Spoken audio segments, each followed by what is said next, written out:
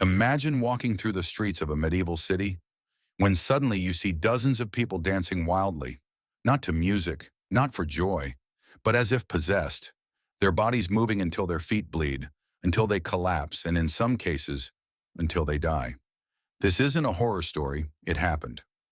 Strasbourg, 1518. History remembers it as the dancing plague. It began with a single woman, Frau Trophäa. One July morning, she stepped into the street and began to dance. No festival, no musicians, just a frantic rhythm only she seemed to hear. Hours passed, then days. She couldn't stop. And within a week, dozens had joined her. City officials panicked. This wasn't a handful of people. It was hundreds.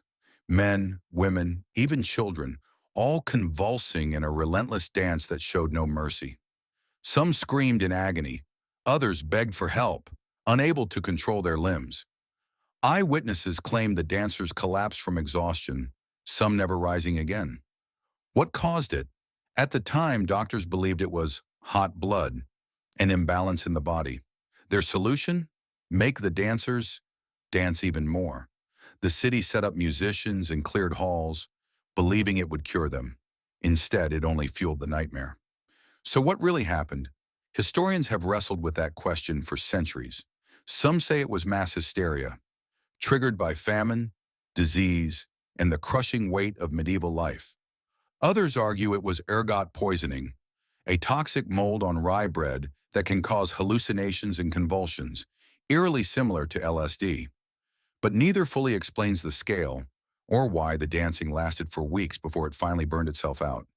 Imagine the terror, watching neighbors, friends, even family swept into a madness that no one could stop. A city gripped by an invisible force, bodies moving until they dropped.